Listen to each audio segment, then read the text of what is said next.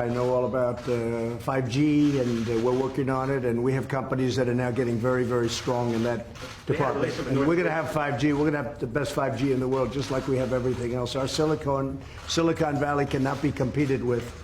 There's nobody that can compete with Silicon Valley for the brain power or for what we do. And nobody was focused on 5G, but now they are. And we have great companies going into 5G, even if they don't want it to. A lot of them were very happy doing what they were doing, but now they're going, at my request, they're going into 5G. So we don't need anything from anybody. Say it. North Korea. What? The Post is reporting about Huawei's relationship with North Korea. Well, we'll have to find out. Our relationship with North Korea has been very good. We've really established a good relationship with Kim Jong-un. I have personally. There's no rocket testing. There's no missile testing.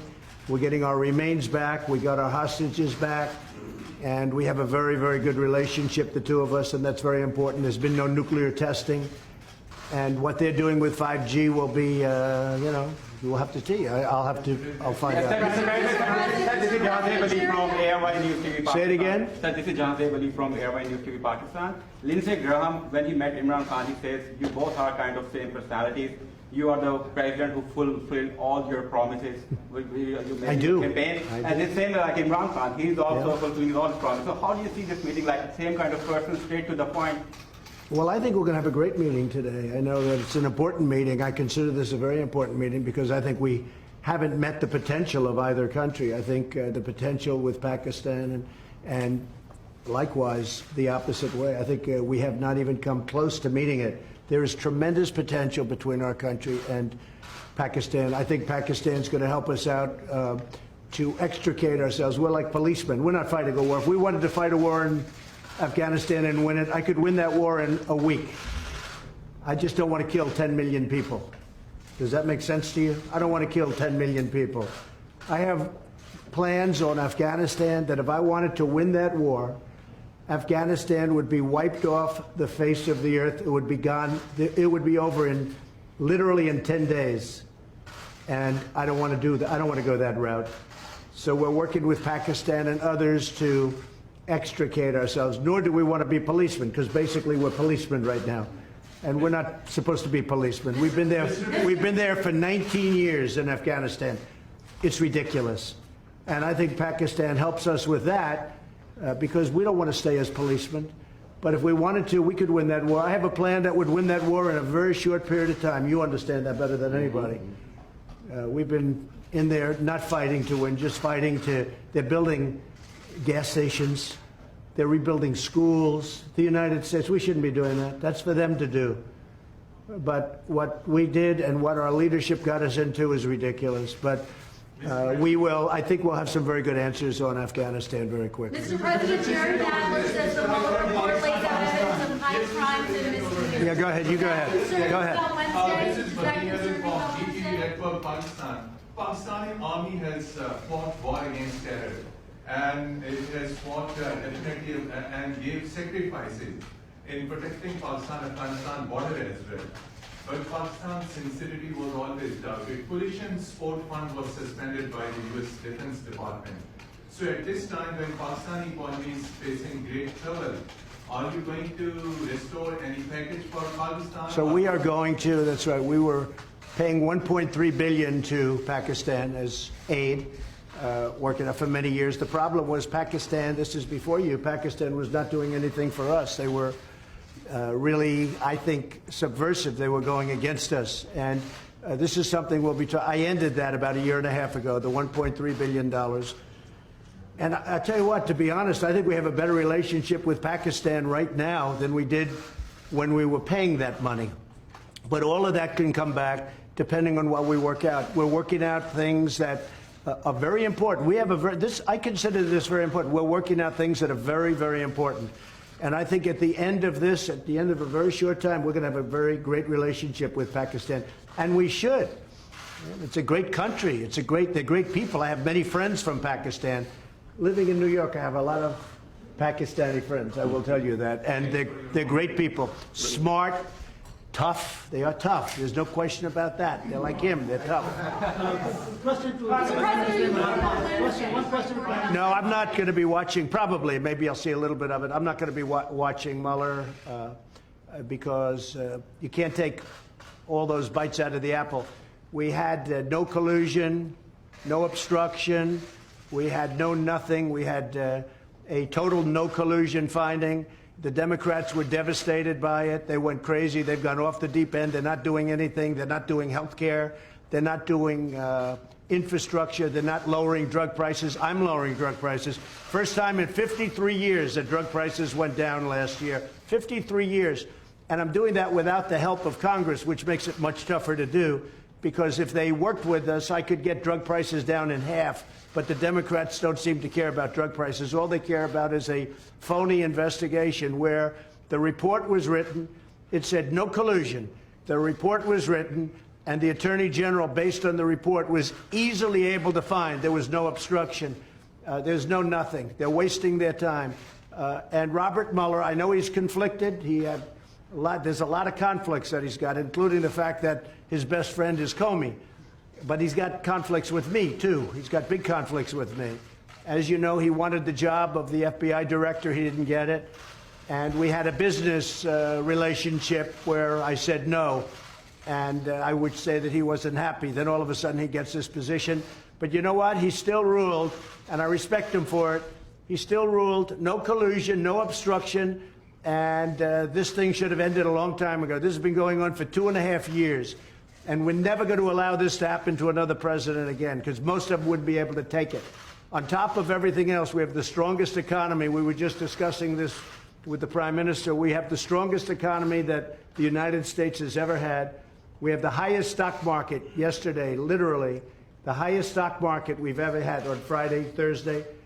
We've broken the record, I think, 109 times for highest stock market. But on, I believe, Thursday of last week, we hit the all-time highest in the history of our country. Our country is doing phenomenally well. Unemployment is the lowest in 51 years, soon to be the lowest in history, if it keeps going this way in a short period of time. Black, Hispanic, Asian unemployment, the lowest in history. Women, the lowest in 72 years.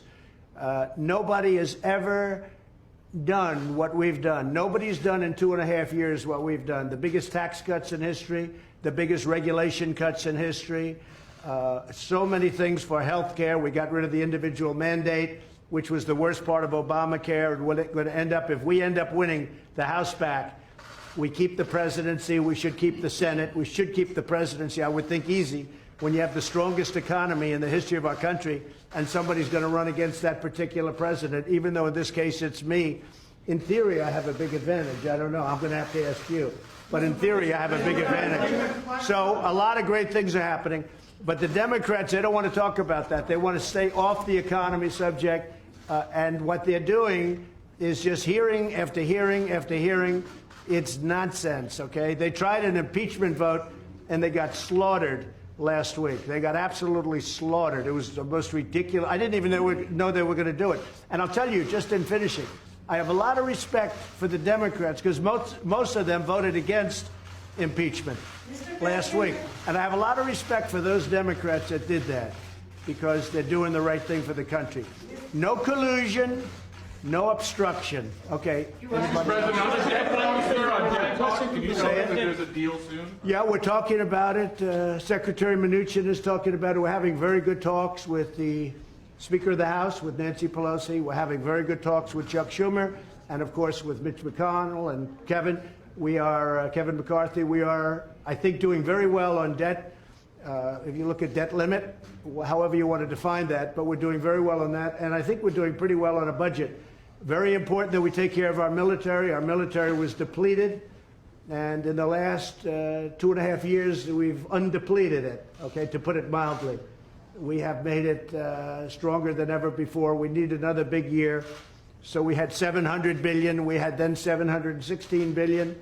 And this year we're going to be asking for a number slightly larger than that. We're putting our military back into a shape that it's never been in before.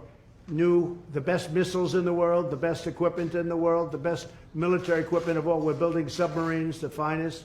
Nobody can even think about competing with what we're building.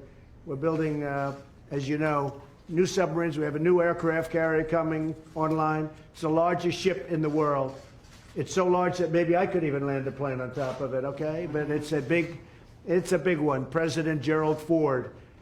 It's a phenomenal ship. So what we're doing is incredible things for our country. And you're just about, and I might say this about the military equipment.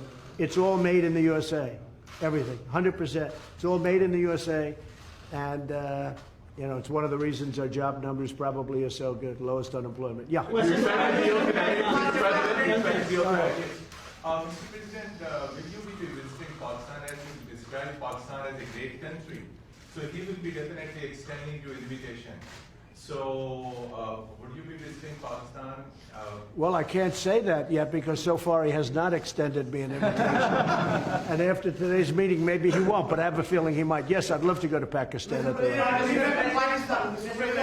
Yes, please. Behzad Slini here from Pakistani news channel Akhtar. Is there any exact date or time frame of U.S. troops withdrawal is under consideration at your administration?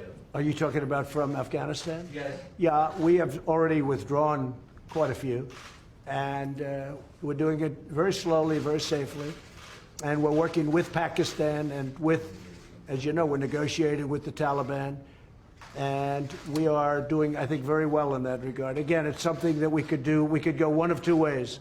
We could do a number the likes of which they've never seen before and win it very quickly. I don't want to do that.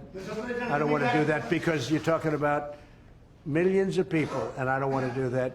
And we're working with Pakistan on getting a solution.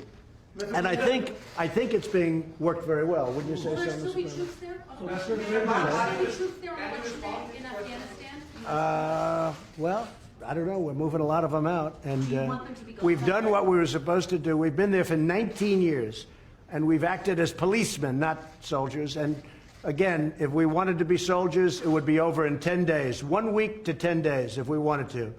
But I have not chosen that. Why would we kill millions of people? It wouldn't be fair.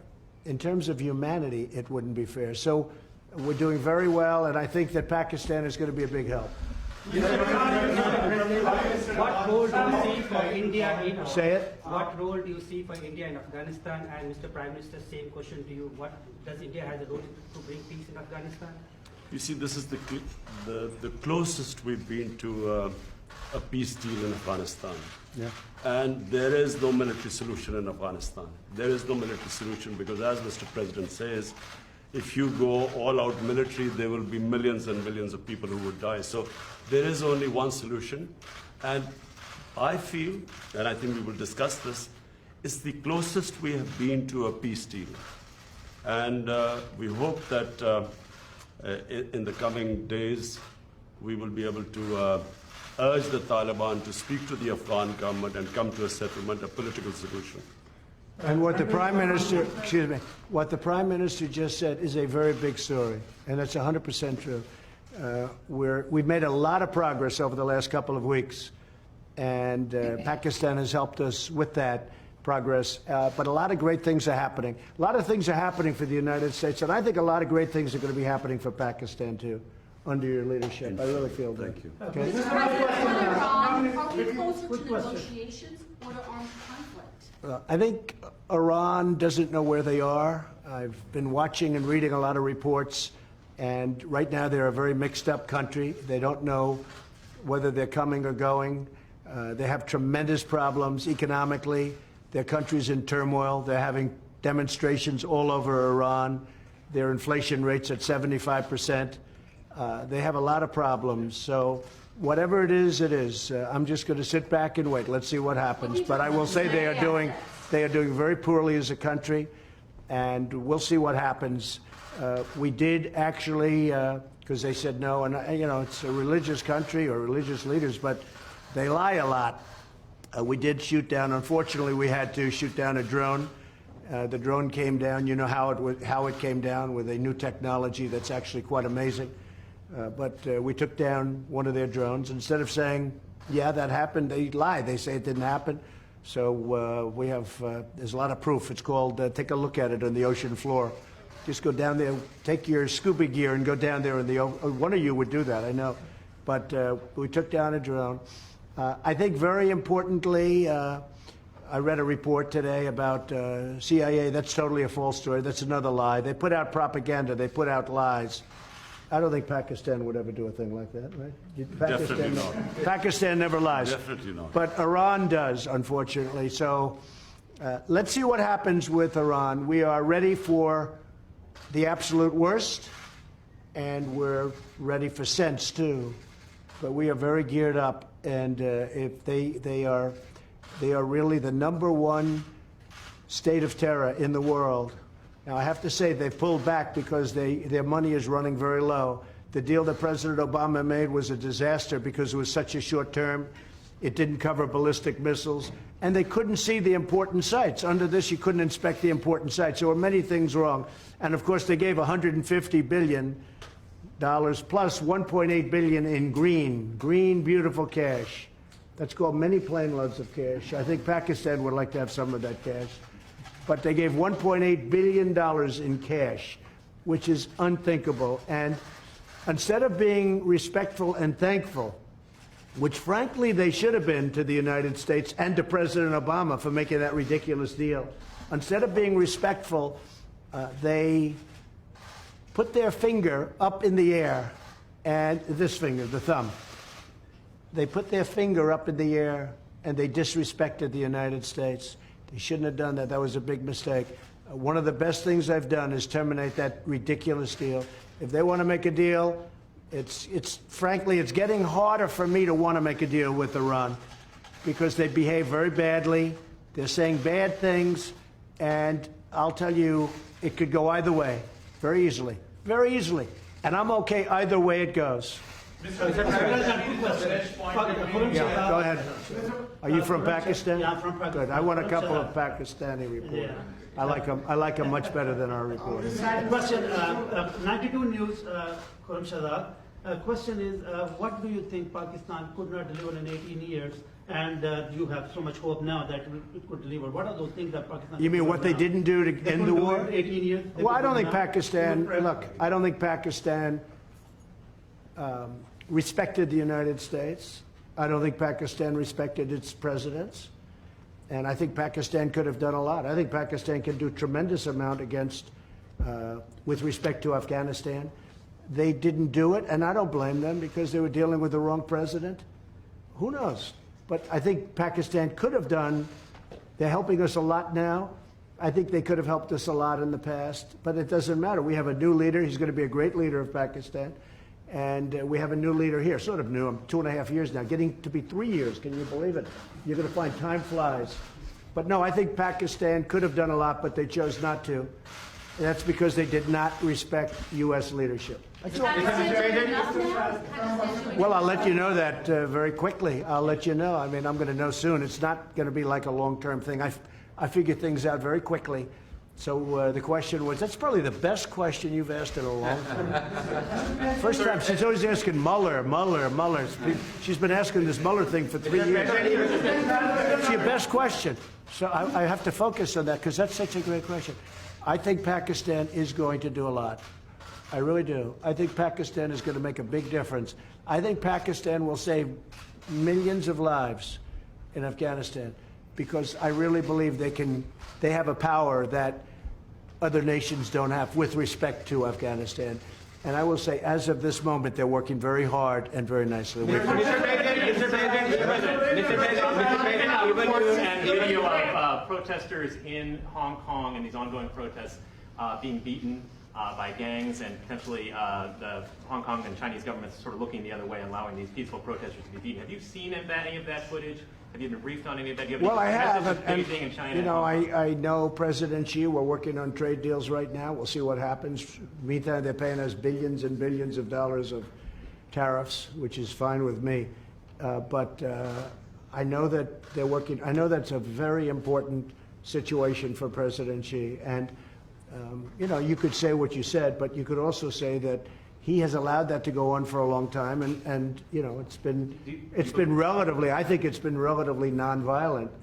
Do you believe that protesters should be allowed to protest on the streets in Hong Kong, as they've been doing? Well, they are. I mean, they are. I don't think China has stopped them. China could stop them if they wanted. I think that, again, I'm not involved in it very much, but I think President Xi of China has acted responsibly, very responsibly. They've been out there protesting for a long time.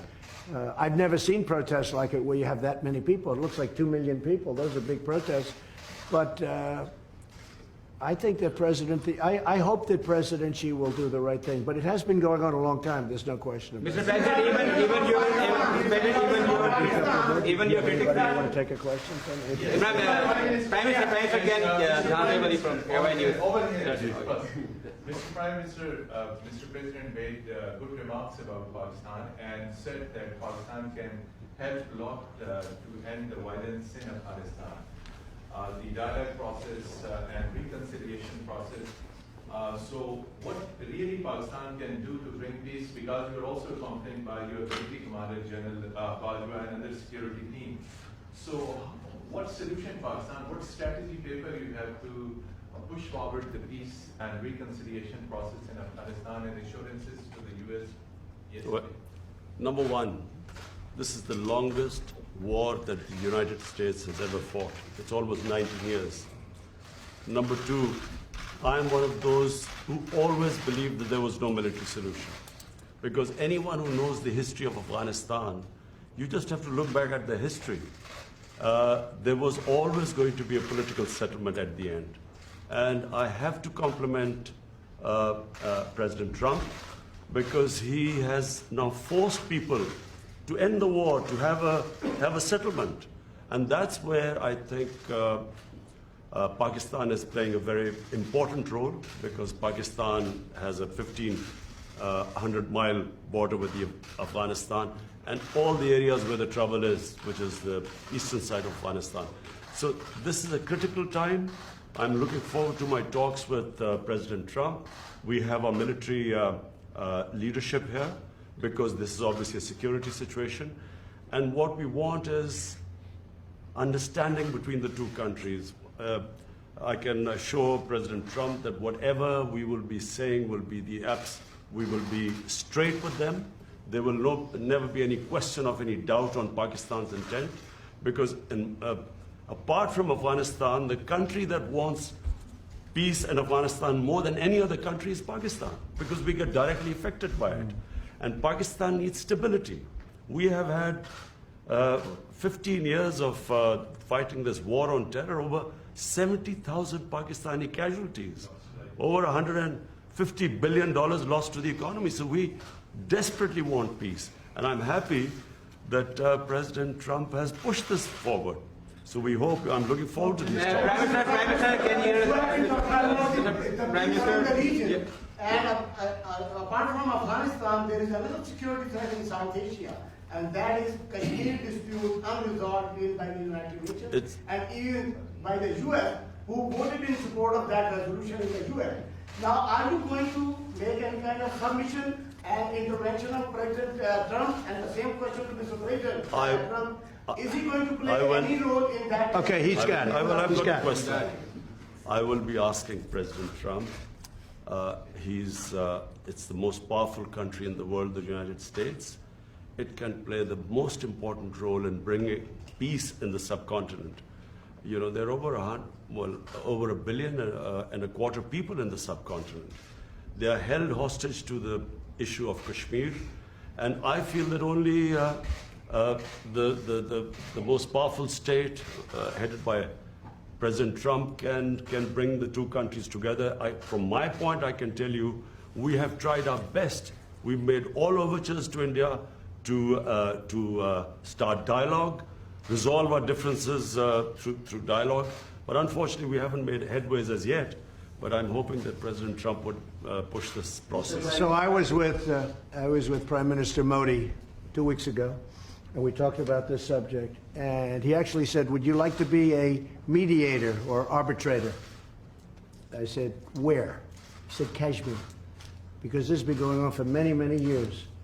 I was surprised at how long. It's been going on a long. And 70 years. I think they'd like to see it resolved, and I think you'd like to see it resolved. And if I can help, I would love to be a mediator. It shouldn't be, I mean, it's impossible to believe two incredible countries that are very, very smart, with very smart leadership, can't solve a problem like that. But if you would want me to mediate or arbitrate, I would be willing to do that. President, I can tell you that right now, you will have the prayers of over 1 billion people if you can mediate and resolve this issue. It should be resolved. So, but he asked me the same thing, so I think there's something. So maybe we'll speak to him, or I'll speak to him, and we'll see if we can do something. Mr. President, even your Because I've heard so much about Kashmir. Such a beautiful name. It's supposed to be such a beautiful part of the world, but right now there's just bombs all over the place. They say everywhere you go you have bombs, and it's a terrible situation. Been going on for many years. If I can do anything to help that, let me know. Let me give you one thing on Afghanistan as an example. So a lot of you don't know this, but we dropped the largest non-nuclear bomb ever built in history. We dropped it in Afghanistan. We were getting ready to make many of those bombs. This left a hole that was, it took out a lot of the tunnels and everything else, but it left a hole in the earth that looked like the moon. It looked like a crater from the moon, still there. Nobody's ever seen anything like it. People heard it 15 miles away. They said, what was that? It shook the earth. Non-nuclear, the largest ever made by far. And they were going to make many of them. And I said, no, we don't have to. I don't want to drop that. I don't want to do that. So many easy solutions. That's actually the easy solution. And they'd come in and they'd say, let's have peace, but you don't have to do that. I think we're going to be very successful without having to go that route. And I have tremendous confidence in the Prime Minister. All right, one or two more. Go ahead. Go ahead, please. Are you going to raise the issue of Turkish treaty with Iran and Pakistan? And Iran, President, you regarding the freedom of the press in Pakistan. There are a lot of curbs on the freedom of press, on the media, on the journalists. Can you comment on that? Go ahead. Pakistan press, to call Pakistan press as if there are curbs on it. Pakistan has one of the freest presses in the world. All you have to do is, since I've been the Prime Minister in the last 10 months, I mean, the criticism I have received from my own press, unprecedented. So to say that there are curbs on Pakistan press is a joke. When you say unprecedented, it can't, wait a minute, wait. There's no way you're treated worse than I am. Mr. Prime Minister, you are fighting, Mr. Prime Minister. You're going to have to speak because I didn't hear your words. Yes, the question was, are you going to raise the issue of freedom or release of doctors? Freedom of the press? Oh, yes. The doctors who have... We will do that. We will. We're talking about hostages. We're talking about hostages being held in various places. I've had very good luck with hostages, with North Korea, with many places. They've treated us with respect, and I appreciate it. Made a big difference. We have 2 or 3 hostages that we're talking about. That's one of the gentlemen that we have heard about. And we will be discussing that with many other subjects. Yes, we will. And President Trump, just a minute, President Trump, we will be giving you good news about the 2 hostages in Iran. Thank you. Mr. Prime Minister, you are fighting. North Korea, sir. North Korea, sir.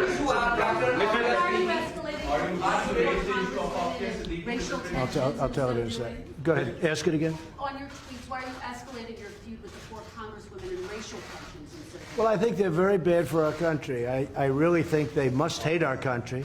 I think the 4 congressmen we're talking about, the congresswomen, what they've said about Israel, what they've said about our country, when they talk about disgusting people, when they talk the way they talk, when the one mentioned that brown people should speak for brown people and Muslim people should speak for Muslim people. And you hear all this. It's not what our country is all about. No, I think they're very bad for our country. I think they're very bad for the Democrat Party. I think you see that. And they're pulling the Democrats way left. Nobody knows how to handle them. I feel they're easy to handle. To me, they're easy to handle because they're just out there. They're very bad for our country, absolutely. Go ahead. Mr. President, No, I don't think, no racial tension. even your No, there's no racial tension. Look, I had my best numbers recently, and it's because of the economy and what I've done for the African American. When you look at the African Americans are doing better than they've ever done in our country. We're creating numbers. Look at the poverty numbers. Look at so many different, look at the unemployment numbers, the best they've ever had. No, we have fantastic relationships with the African American community. I think you'll see that. Certainly you're going to see that in 2020, I believe. Mr. President, even your critics say that you are going to win the 2020 elections, and you are obviously very confident about that. Same thing with Imran Khan. Sir, you are also having a big war against corruption in Pakistan. So can you just give us a little comment on that? Well, I think he's going to win, and I think what's going to happen, of course, he's got a little ways to wait. But I'll go over, I'm going to campaign for you. I'm going to help him with this campaign. Sir, can you, sir, war against corruption, can you please comment on that? Ali Imran, representing Associated Press of Pakistan. Prime Minister Imran Khan has said that Pakistan is looking for trade and economic relationships and investment in Pakistan. Are you willing to do that? Yes. Because many experts say that economic prosperity is the best antidote to extremism and militancy. I agree, and I think that's very true, and it's actually a very good question. The answer is yes. I see great trade with Pakistan, and I'm not talking about a little bit more. I'm talking about we could go 10 and even 20 times what we're doing right now. You know, Pakistan's a big country. It's actually a very big country, and they have tremendous product. They make great product. They make tremendous. I bought from Pakistan over the years when I was in the private sector. They make incredible product. They're brilliant people. They're hardworking people. I think we're going to have a fantastic trade relationship. I don't mean we'll increase it by 20%. I mean, I think we can quadruple it. I think you could go, I mean, literally, it sounds great. You could go 10 times more. You could go 20 times more. Because what we do right now is not much, and we should do a lot. So I think that's going to be, and I also do agree that that has so much to do with great peace. Having a great trading relationship has so much to do with peace and extremism in this case. I think it can have so I expect that we will, within a very short period of time, start having very significant trade with Pakistan. Sir, are there any working level talks with North Korea scheduled at this point since you met with Kim Jong-un? No, we just have a very good relationship, and probably they would like to meet, and we'll see what happens. There was a little correspondence recently, very positive correspondence with North Korea. Between you or Again, there's no nuclear testing, there's no missile testing, there's no nothing.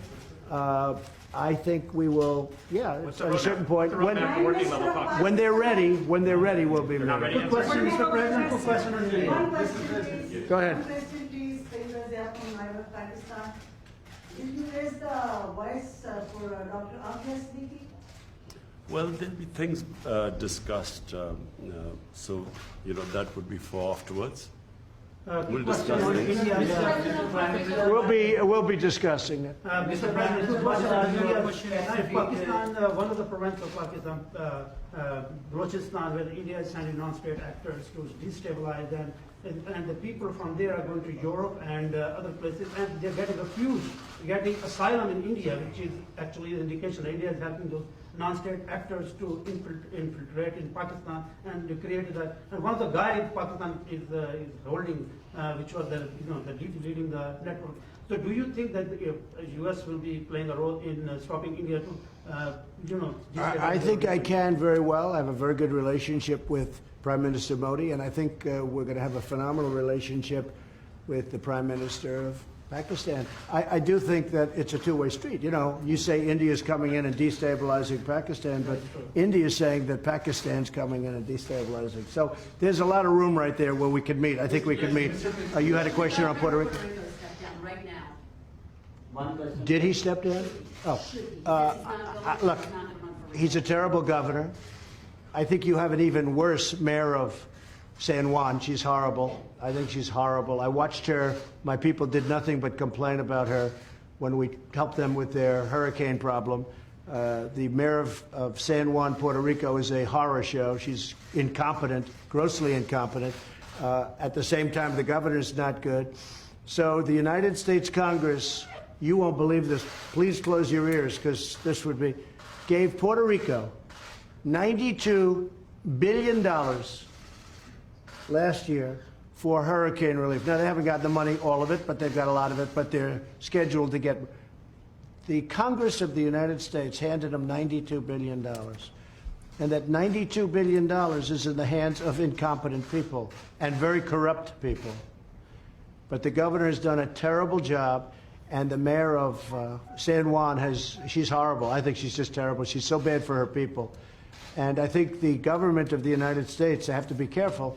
I'm the best thing that ever happened to Puerto Rico, because we did a great job in Puerto Rico. They don't like to give me the credit for it, but we did a great job. I have many Puerto Rican friends.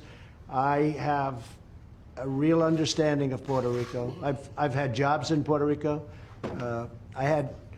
I think the most successful, I owned the Miss Universe contest, the pageants, and we had them in Puerto Rico twice, and I'll tell you, we had tremendous successes. In fact, they said literally 100%, this never happens, almost, I think it was close to 100, but 100% of the island itself was watching.